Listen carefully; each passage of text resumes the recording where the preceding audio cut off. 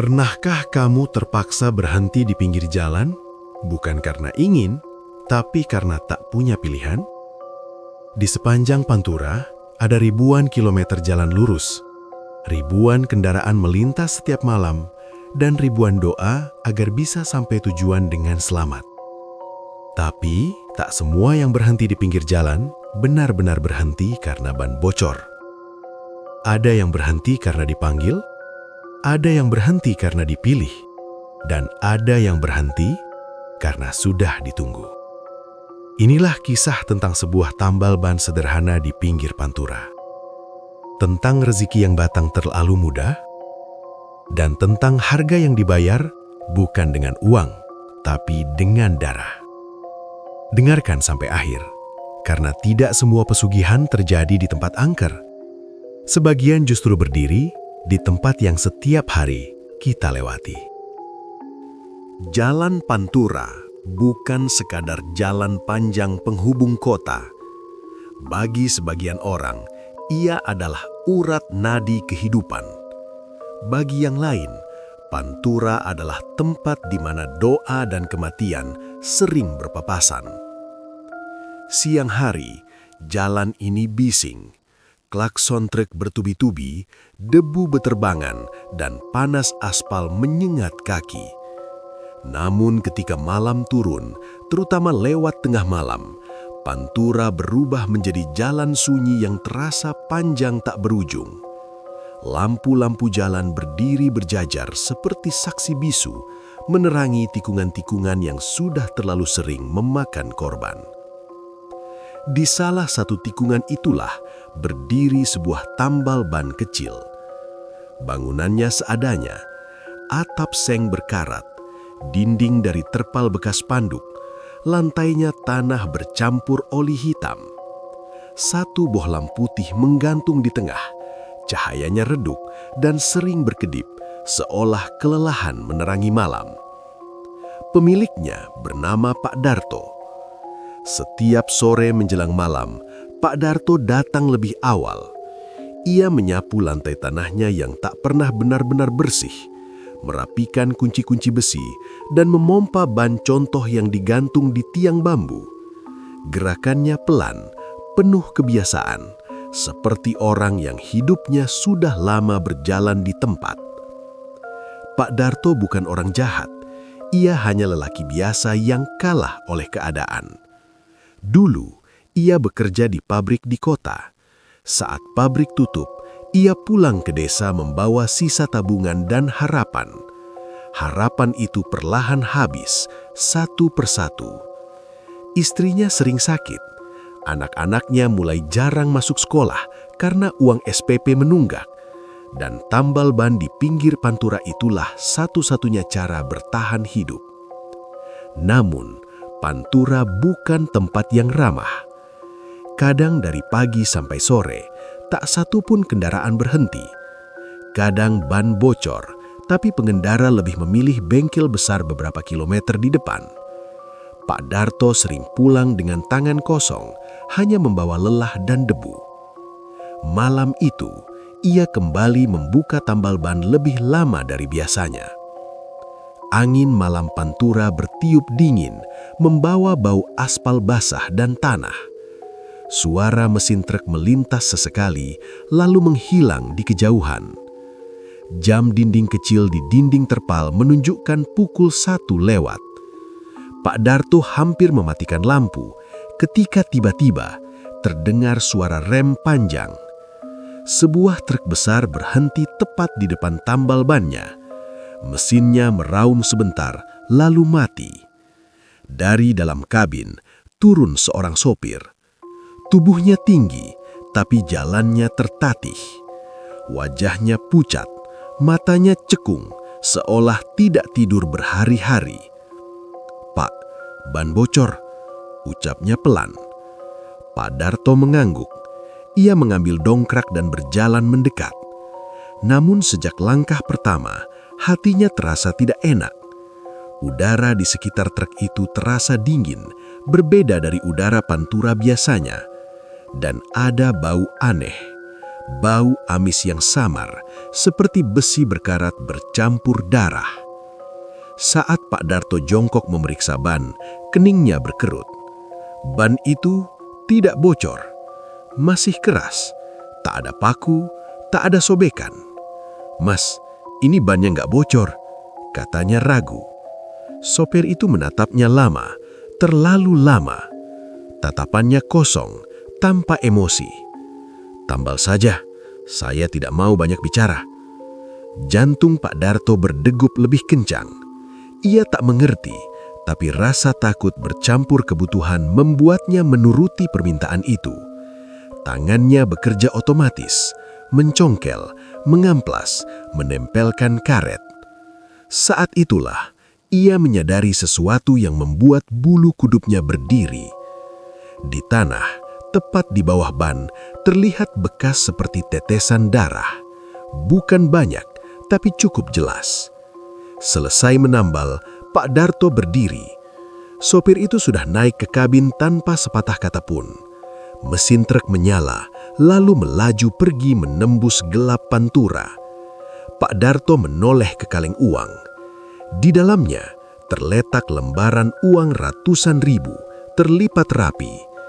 Jumlahnya lebih dari yang pernah ia dapatkan dalam seminggu. Tangannya gemetar saat memegang uang itu.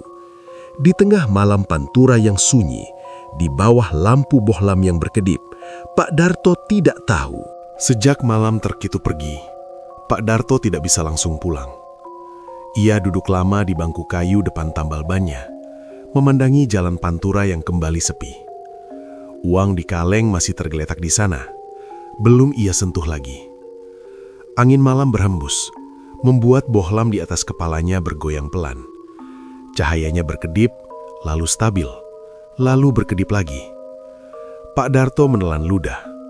Entah kenapa suasana di sekitar tambal ban terasa berbeda, lebih sunyi dari biasanya. Seperti jalan itu sedang menahan nafas. Beberapa menit kemudian, ia berdiri, berniat menutup lapak dan pulang. Namun saat ia mematikan pompa angin, suara mesin motor terdengar mendekat. Sebuah motor tua berhenti tepat di depan tambal ban. Pengendaranya tidak langsung turun. Ia duduk diam di atas motor. Kepala tertunduk, lampu depan masih menyala, menyorot tanah. "Ban bocor, Pak," ucapnya akhirnya. Suaranya serak dan pelan. Pak Darto kembali jongkok, dan lagi-lagi tidak ada yang bocor. Ia mulai merasa tidak enak. "Mas, ini bannya aman?" katanya hati-hati. Pengendara itu mengangkat kepala. Wajahnya terlihat pucat di bawah cahaya lampu motor. Matanya cekung, hitam pekat seolah tidak memantulkan cahaya. "Saya nggak bisa lanjut," katanya singkat. Tidak ada nada marah, tidak ada nada memohon, hanya pernyataan. Pak Darto terdiam. Ia ingat uang di kaleng, ingat istrinya yang butuh obat, ingat anak-anaknya yang butuh makan. Dengan tangan gemetar, ia kembali menambal ban yang sebenarnya tidak bermasalah. Kali ini, bau amis itu kembali tercium, lebih kuat dari sebelumnya. Saat selesai, pengendara motor itu turun, memasukkan uang ke kaleng, lalu pergi tanpa menoleh. Uangnya lagi-lagi banyak. Malam itu kejadian serupa terjadi 3 kali. Mobil, motor, satu terkecil. Semua datang dengan alasan sama, ban bocor. Semua ban ternyata utuh, dan semua meninggalkan uang lebih dari cukup. Pak Darto mulai merasa seperti sedang bermimpi. Rejeki yang selama ini seret, kini datang berderet-deret.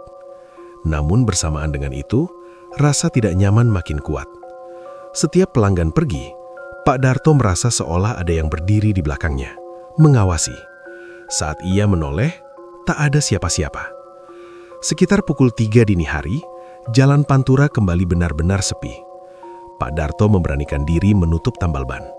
Ia mengikat terpal, mematikan lampu, lalu berjalan pulang.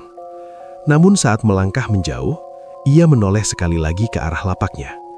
Dan saat itulah, ia melihat sesuatu. Di tempat tambal bannya berdiri, seperti masih ada orang-orang duduk. Bukan jelas bentuknya, hanya bayangan gelap bergerak pelan. Pak Darto mengucek mata. Saat ia membuka mata kembali, bayangan itu lenyap. Di rumah, Ia tidak bisa tidur. Uang ia keluarkan dari kaleng, dihitung satu persatu. Jumlahnya cukup untuk membeli obat sebulan, cukup untuk membayar tunggakan sekolah. Tangannya gemetar, dadanya sesak oleh perasaan campur aduk antara syukur dan takut. Istrinya terbangun. "Mas, kok pulang malam?" tanyanya lemah. Pak Darto ragu menjawab. Banyak pelanggan. Akhirnya ia berkata singkat. Istrinya tersenyum tipis. Namun sesaat kemudian, wajahnya berubah. "Mas, bau apa itu?" Pak Darto terdiam. Ia baru sadar, bau amis itu masih menempel di tubuhnya. Esok harinya, kabar cepat menyebar. Beberapa supir mulai sengaja berhenti di tambal ban Pak Darto. Entah dari mana mereka tahu, tambal ban itu selalu buka malam dan selalu siap. Menjelang malam kedua, Pak Darto berdiri lebih lama di depan lapaknya.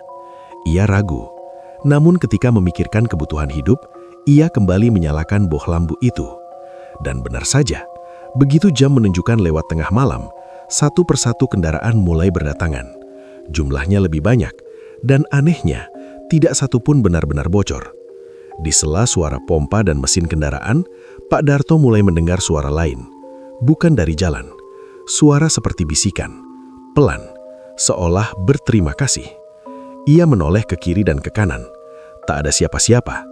Namun di tanah, di bawah cahaya bohlam, bekas ban yang ditambalnya selalu meninggalkan jejak basah berwarna gelap. Pak Darto tidak tahu bahwa ia bukan sekedar menambal ban.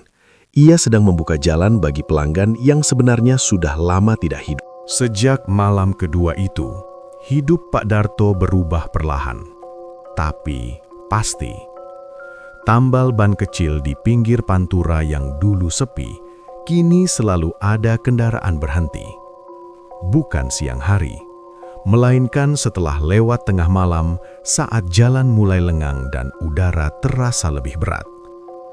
Pak Darto tak lagi menunggu. Ia tahu, begitu jam menunjukkan pukul 2 dini hari, pelanggan akan datang sendiri. Awalnya ia masih menghitung, masih ragu menerima uang sebanyak itu untuk pekerjaan sesederhana menambal ban. Namun malam demi malam berlalu dan uang itu terus bertambah. Kaleng uang yang dulu nyaris kosong, kini tak pernah benar-benar kosong, bahkan sering meluap. Pak Darto mulai membeli barang-barang yang lama tak pernah ia sentuh. Beras lebih dari 1 karung, lauk daging untuk anak-anak, obat untuk istrinya tanpa harus berutang. Istrinya perlahan membaik. Anak-anaknya kembali berangkat sekolah dengan seragam rapi. Warga mulai memperhatikan. Tambal ban Darto rame terus ya. Katanya malam-malam malah makin laku. Pak Darto hanya tersenyum jika ditanya. Ia tidak tahu harus menjelaskan apa. Karena sejujurnya, ia sendiri tidak paham siapa yang sebenarnya datang setiap malam. Suatu malam, saat ia sedang menambal ban sebuah mobil tua, seorang sopir berhenti agak jauh dari lapaknya. Ia turun, berdiri ragu-ragu. "Pak, ini tambal ban baru ya?" tanyanya. Pak Darto mengangguk. "Iya, Mas." Sopir itu menatap sekeliling. "Aneh, saya lihat dari jauh rame, tapi pas saya dekat kok sepi." Pak Darto terdiam. Saat itu ia menyadari sesuatu yang membuat tengkuknya dingin. Memang tidak ada kendaraan lain. Padahal barusan ia menambal 2 motor dan 1 terkecil. Jejak bannya masih basah di tanah, tapi kendaraan itu entah kemana. Malam-malam berikutnya, kejadian aneh semakin sering. Beberapa pelanggan tidak pernah turun dari kendaraan. Mereka hanya duduk diam, menunggu. Ada yang tidak menjawab saat ditanya. Ada yang suaranya terdengar seperti datang dari jauh. Namun semuanya sama. Uang selalu dibayar, bahkan lebih. Dan anehnya, tak satu pun pernah mengeluh. Pak Darto mulai merasa dirinya seperti alat, bukan lagi manusia. Tangannya bergerak otomatis, mulutnya jarang bicara.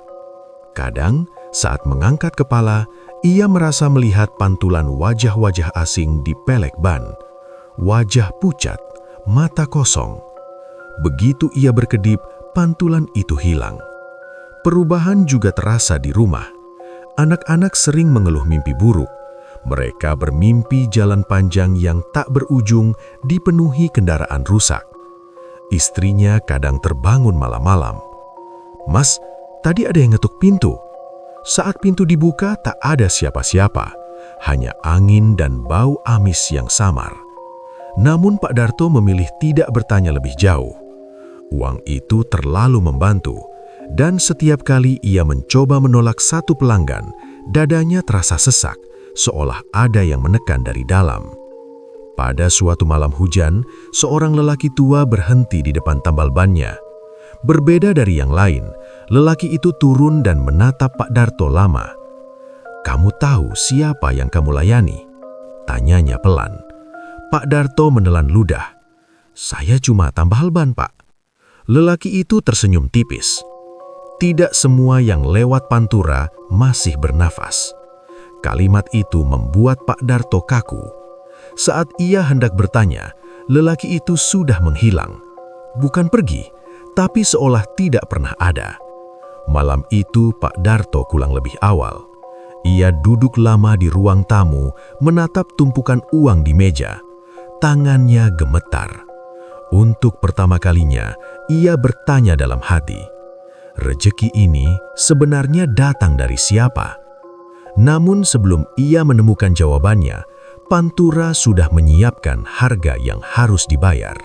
Perubahan itu tidak datang sekaligus. Ia merayap pelan seperti kabut yang turun di atas aspal pantura. Pada siang hari, semuanya masih terlihat normal. Truk lalu lalang, warung kopi buka, anak-anak berangkat sekolah. Tambal ban Pak Darto terlihat seperti tambal ban biasa. Namun ketika malam tiba, pantura terasa berbeda. Udara menjadi lebih dingin dari biasanya. Bahkan sebelum jam 2, Pak Darto sudah merasakan tekanan aneh di dada, seolah jalan itu sedang memanggilnya. Lampu bohlam ianya akan lebih awal, dan seperti sudah tahu, pelanggan mulai datang satu persatu.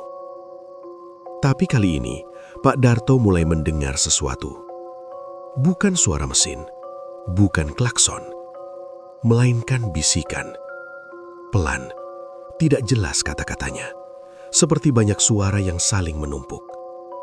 Setiap kali ia berhenti menambal dan menegakkan badan, bisikan itu hilang. Saat ia kembali jongkok, suara itu muncul lagi, tepat di telinganya. Keanehan tidak hanya dirasakan Pak Darto. Warga yang ronda malam mulai menghindari area tambal ban itu. Beberapa dari mereka bersumpah melihat keramaian palsu. Dari jauh, tambal ban terlihat ramai. Lampu terang, banyak kendaraan berhenti. Namun saat didekati, tempat itu kosong. Hanya Pak Darto seorang diri, menambal ban di udara. Seorang pemuda ronda pernah memberanikan diri mendekat. "Pak, tadi saya lihat ada mobil di sini." Pak Darto menoleh. Di depannya memang tidak ada apa-apa. Namun di tanah terlihat jejak ban basah, baru. Pemuda itu pucat. "Pak, saya pulang dulu." Sejak malam itu, tak ada lagi yang mau ronda dekat sana. Pak Darto mulai mengalami gangguan yang lebih nyata. Setiap kali ia memumpah ban, ia merasa seperti ada tangan lain ikut memegang pompa. Terkadang, pompa bergerak sendiri, naik turun tanpa ia sentuh.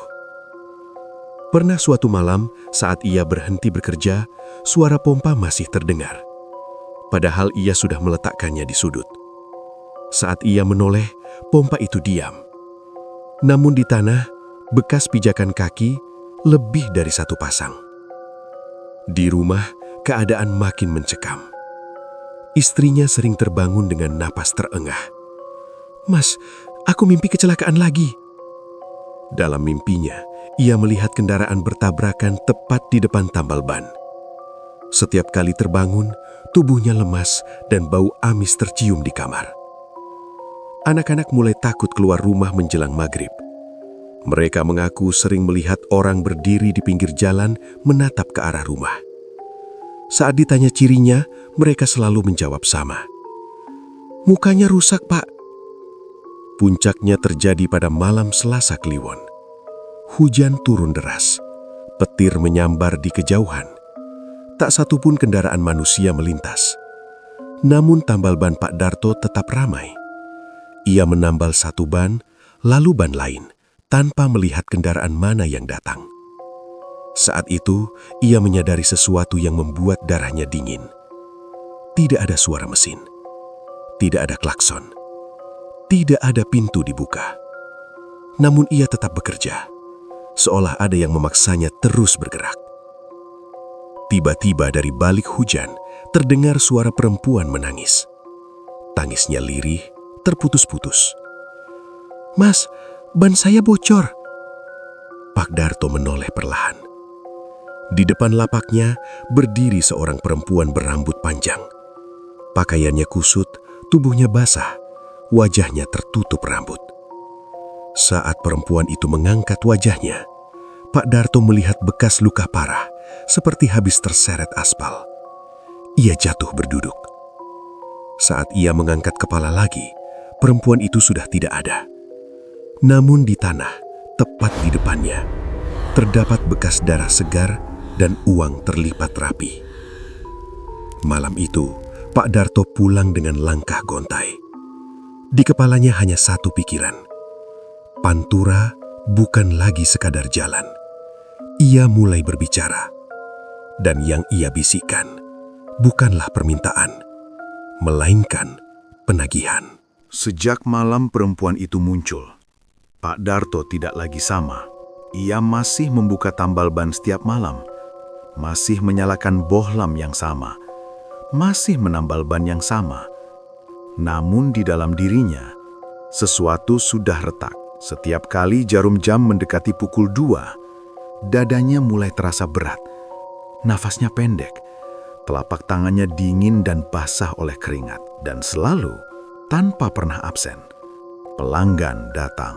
Bukan dengan suara mesin, bukan dengan klakson. Mereka datang begitu saja. Pak Darto tidak lagi melihat wajah mereka dengan jelas. Ia hanya melihat bayangan, kaki, atau kadang hanya ban yang tiba-tiba sudah ada di depannya. Dan setiap selesai menambal, uang selalu muncul. Terlalu rapi, terlalu bersih, seolah sudah disiapkan jauh sebelum ia lahir. Mimpi buruk mulai menghantui Pak Darto hampir setiap malam. Ia bermimpi berdiri sendirian di tengah jalan Pantura. Jalan itu panjang, lurus, tak berujung. Dari kejauhan, terdengar suara rem mendadak. Satu kendaraan, lalu 2, lalu puluhan, semuanya melaju ke arahnya. Ia mencoba lari, tapi kakinya berat seperti terikat aspal cair. Saat kendaraan itu mendekat, Pak Darto melihat wajah-wajah di dalamnya. Wajah-wajah yang sama seperti pelanggan malamnya. Pucat, rusak. Mata mereka menatap lurus ke arahnya. Di antara suara benturan dan jeritan, muncul suara perempuan itu. "Kamu sudah ambil bagianmu. Sekarang giliran kami." Pak Darto selalu terbangun sambil berteriak. Di dunia nyata, tanda-tanda penagihan mulai terasa. Istrinya kembali jatuh sakit, lebih parah dari sebelumnya. Tubuhnya lemah, nafasnya pendek, dan sering menatap kosong ke arah pintu. "Mas, aku sering dengar orang manggil namaku dari luar," katanya suatu malam. Suaranya ramai, seperti di jalan. Pak Darto mencoba menenangkan. Namun jauh di dalam hati, ia tahu itu bukan sekadar halusinasi. Anak bungsunya juga berubah. Anak itu sering duduk di teras menghadap jalan Pantura, berlama-lama tanpa bicara. Jika ditanya, ia hanya menjawab pelan, "Mereka nunggu, Pak." Saat ditanya siapa, anak itu menangis. Suatu malam, Pak Darto mencoba menutup tambal ban lebih awal. Ia mematikan lampu sebelum pukul 2, mengikat terpal lebih rapat. Namun saat ia melangkah pergi, lampu bohlam itu menyala sendiri. Pak Darto menoleh, jantungnya nyaris berhenti. Di bawah cahaya bohlam, terlihat banyak bayangan berdiri diam, membentuk antrian panjang ke arah jalan. Tak satu pun bergerak, tak satu pun bersuara. Namun ia merasakan satu hal yang sangat jelas. Mereka marah. Dengan tangan gemetar, Pak Darto kembali menyalakan pompa. Bayangan itu menghilang satu persatu. Malam itu, ia bekerja sampai subuh, tanpa berani berhenti. Keesokan harinya, seorang tetua desa datang ke rumahnya. Orang itu menatap Pak Darto lama, lalu berkata lirih, "Kamu tidak pernah mengucap janji, tapi kamu sudah menerima balasannya." Pak Darto terdiam. Di Pantura, lanjut tetua itu, ada perjanjian yang tidak perlu diucapkan.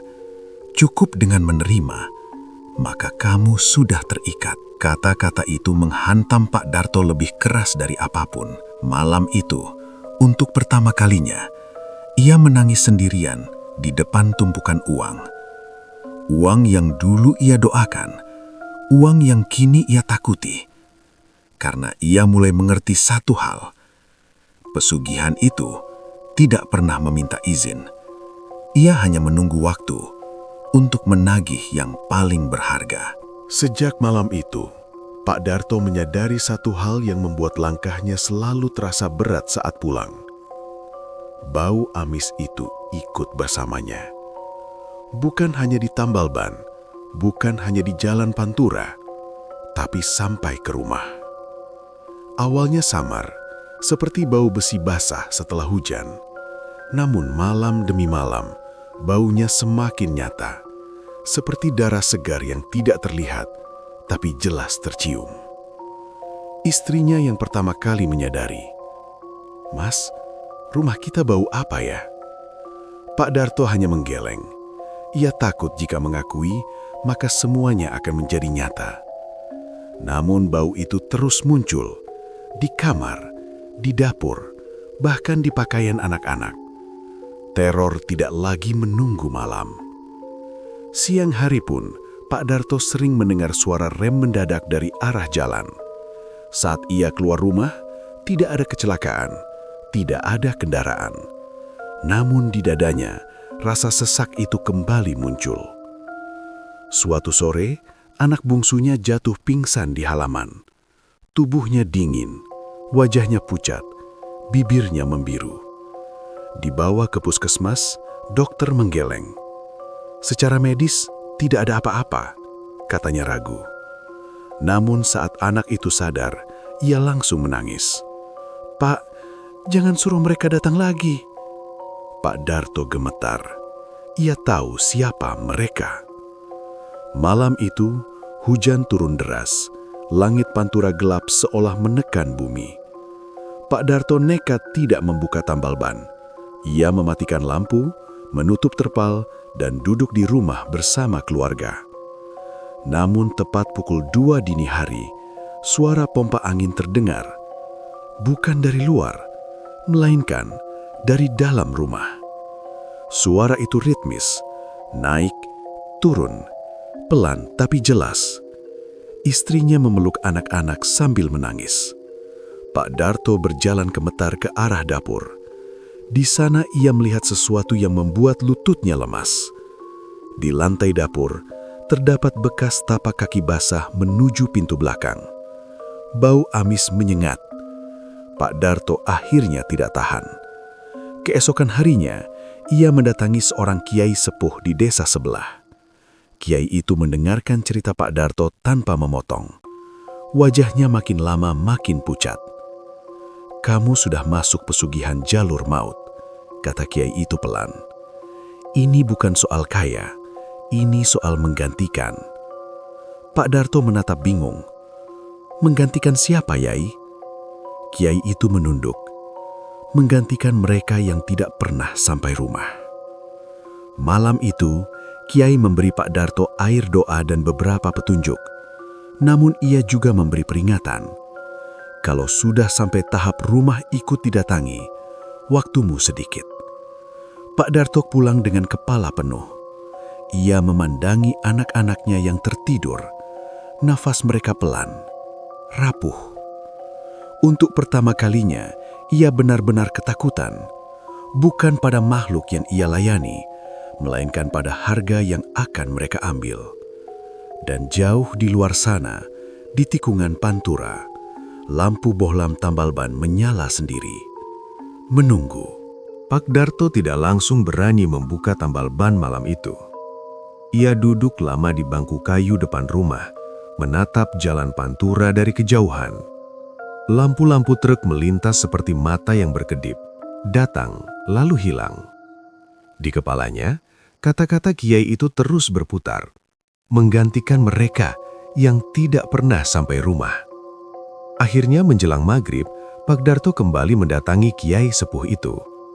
Ia datang bukan sebagai orang yang ingin kaya, melainkan sebagai ayah dan suami yang sudah kehabisan keberanian. Kiai itu menyambutnya tanpa banyak bicara. Mereka duduk di serambi, ditemani suara jangkrik dan angin sore. Pantura itu bukan sekedar jalan, kata kiai pelan. Ia menyimpan sisa-sisa perjalanan yang terputus.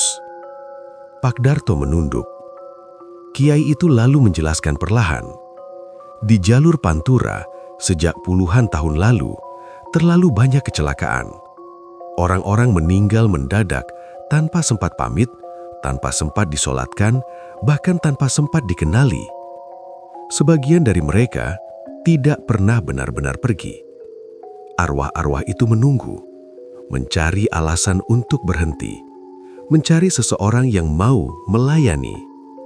Dan tambal ban di pinggir jalan adalah tempat yang paling mudah mereka datangi. Kamu tidak dipilih karena kuat, lanjut kiai. Kamu dipilih karena sedang butuh.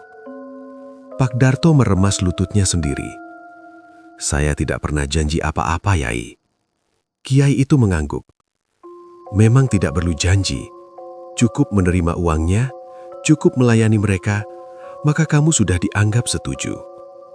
Malam itu, Pak Darto pulang dengan dada berat. Ia berniat menutup tampal ban untuk selamanya. Namun ketika ia mendekati tikungan itu, ia melihat sesuatu yang membuat langkahnya terhenti. Tambal ban itu sudah ramai. Bukan ramai seperti biasa, melainkan penuh. Deretan kendaraan berdiri memanjang, rapi, diam, tanpa suara mesin, tanpa lampu menyala. Dan di samping setiap kendaraan, berdiri orang-orang dengan tubuh rusak. Ada yang kepalanya miring tak wajar. Ada yang dadanya penyok. Ada yang menyeret kaki. Semua menatap Pak Darto. Tidak marah. Tidak memohon. Menunggu. Pak Darto jatuh berlutut. Saya mau berhenti. Suaranya gemetar. Ambil uangnya kembali. Saya tidak mau apa-apa lagi. Saat itulah perempuan berambut panjang itu muncul dari barisan. Wajahnya lebih jelas kini. Separuh rusak, separuh utuh. Kami tidak butuh uangmu, katanya pelan. Kami butuh pengganti. Pak Darto menangis. Ambil saya saja. Perempuan itu menggeleng. Bukan begitu caranya. Ia menunjuk ke arah rumah Pak Darto, jauh di seberang jalan. Yang terikat bukan hanya kamu. Pak Darto pulang dengan tubuh gemetar. Di rumah, anak-anaknya tidur berdesakan di ruang tamu. Istrinya terjaga, menatapnya dengan mata basah. Mas, aku tahu. Sejak lama aku merasa ada yang menghitung hari kita. Kalimat itu menghancurkan pertahanan terakhir Pak Darto. Malam itu, ia duduk di tengah rumah sampai subuh. Air mata kering di pipinya. Ia sadar kini, pesugihan itu tidak meminta nyawa sekaligus. Ia menggerogoti perlahan, dimulai dari rasa bersalah, lalu ketakutan, lalu pilihan-pilihan yang tak manusiawi. Dan kini, waktu hampir habis. Malam itu, rumah Pak Darto tidak benar-benar gelap. Lampu masih menyala, namun suasananya seperti ditelan bayangan. Tak satu pun dari mereka bisa tidur. Anak-anak meringkuk berdekatan di ruang tamu. Istrinya duduk bersandar ke dinding, matanya sembab, napasnya pendek. Pak Darto sendiri duduk di tengah, menatap lantai, seperti sedang menghitung sesuatu yang tak terlihat. Jam berdetak pelan. Setiap detiknya terasa terlalu keras. Tepat ketika jarum jam menyentuh pukul 2 dini hari, suara itu kembali terdengar. Suara rem panjang. Bukan dari satu kendaraan, tapi banyak, bertumpuk, saling menyusul. Rumah mereka bergetar pelan. Anak bungsunya menjerit, "Pak, mereka datang!" Pak Darto berdiri gemetar. Dari celah jendela, ia melihat ke arah pantura, dan jantungnya nyaris berhenti. Jalan itu penuh, bukan oleh kendaraan hidup, melainkan deretan kendaraan rusak, truk ringsek, motor patah, mobil dengan kaca pecah. Semuanya berhenti tepat di depan tambal ban. Lampu bohlam menyala terang, lebih terang dari biasanya, seolah menyambut. Dan di antara kendaraan itu, berdiri mereka, para penunggu pantura. Wajah-wajah yang pernah ia lihat di mimpi, tubuh-tubuh yang pernah ia layani tanpa bertanya. Mereka semua menghadap ke rumahnya, diam, menunggu. Pintu rumah diketuk, pelan, sopan. Tok, tok, tok. Pak Darto melangkah mendekat dengan kaki gemetar. Sebelum ia menyentuh gagang pintu, istrinya memegang lengannya. "Mas," suaranya hampir tak terdengar. "Kalau memang harus, jangan anak-anak." Kalimat itu menusuk lebih dalam dari teror manapun. Pak Darto jatuh berlutut. "Ini salahku, aku yang terima uangnya." Ketukan terdengar lagi, lebih kuat. Tok, tok, tok. Dan tiba-tiba, suara perempuan itu terdengar dari balik pintu. "Waktu kamu hampir habis." Pak Darto membuka pintu. Di sana berdiri perempuan berambut panjang itu. Kini wajahnya jelas. Bekas luka parah, tulang pipi retak, mata kosong. Namun suaranya tenang, hampir lembut. "Kami sudah menunggu lama," katanya, "dan kami tidak bisa pulang sebelum ada yang menggantikan." Pak Darto menunduk. "Ambil aku." Perempuan itu menggeleng perlahan. "Kamu penjaga. Penjaga tidak diganti. Penjaga ditinggalkan." Tiba-tiba, anak bungsunya berdiri. Dengan langkah kecil, anak itu berjalan ke depan. Wajahnya kosong, matanya seperti melihat sesuatu yang lain. "Pak," katanya pelan, "aku capek nunggu." Istri Pak Darto menjerit dan memeluk anak itu. Namun tubuh anak itu terasa ringan, seolah tidak sepenuhnya berada di sana. Perempuan itu menatap anak itu lama, lalu mengangguk. "Dia sudah mendengar kami sejak awal." Pak Darto menjerit, "Tidak!" Namun suara itu tenggelam dalam deru angin pantura. Lampu rumah berkedip, bau amis menyergap. Dalam satu kedipan mata, anak itu hilang dari pelukan ibunya. Tidak ada darah, tidak ada teriakan. Hanya keheningan yang memekakkan telinga. Di luar, kendaraan satu persatu mulai bergerak. Bukan pergi, melainkan menghilang. Lampu bohlam di tambal ban padam perlahan. Pantura kembali sepi. Pak Darto keluar rumah dengan tubuh lunglai. Ia berjalan menuju tambal ban. Di tanah, tepat di tempat biasa ia jongkok menambal, terdapat sepatu kecil anaknya. Masih basah, masih hangat. Pak Darto memeluk sepatu itu, Sambil menangis tanpa suara, ia akhirnya mengerti pesugihan itu bukan soal kaya, bukan soal uang, melainkan soal menukar masa depan dengan penyesalan yang abadi. Dan kini, Pantura sudah mengambil bagiannya. Setelah malam itu, waktu seolah berjalan tanpa benar-benar bergerak. Pagi datang seperti biasa. Matahari terbit di atas Pantura. Truk kembali melintas.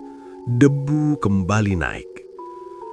Namun di rumah Pak Darto, satu suara telah hilang selamanya. Tidak ada lagi langkah kecil berlari di lantai.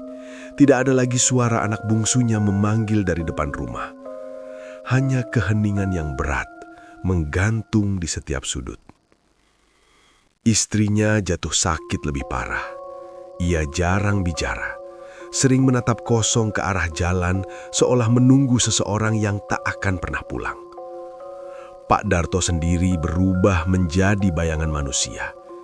Ia jarang keluar rumah, jarang makan, dan yang paling aneh, ia tidak pernah lagi menutup tambal ban itu. Tambal ban di pinggir Pantura kini terlihat terbengkalai. Terpal robek dibiarkan tergantung, peralatan berkarat. Namun setiap malam, lampu bohlam itu tetap menyala. Bukan karena listrik, bukan karena saklar. Lampu itu menyala sendiri. Warga sekitar mulai membicarakannya dengan suara pelan. Tak ada yang berani mendekat.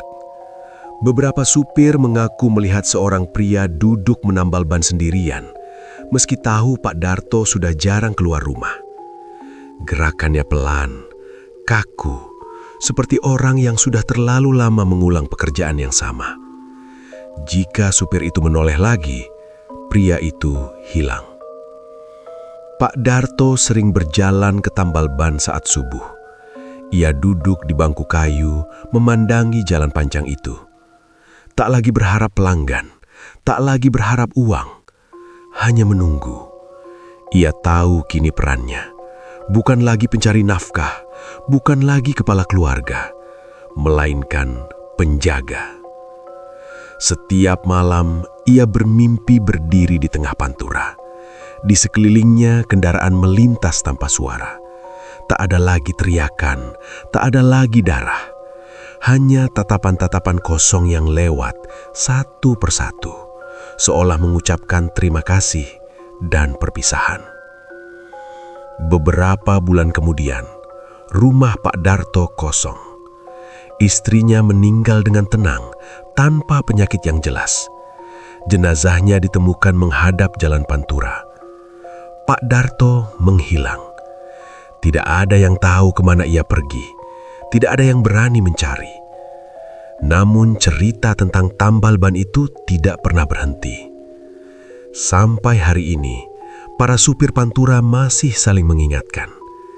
Jika banmu terasa bocor di tikungan sepi itu, jika kamu melihat satu lampu bohlam menyala sendirian di tengah malam, jangan berhenti.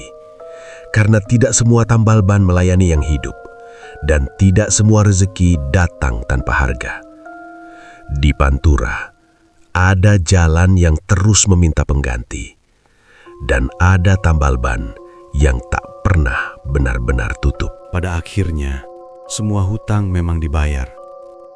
Ada yang dibayar dengan kerja keras, ada yang dibayar dengan waktu, dan ada pula yang dibayar dengan nyawa orang terdekat.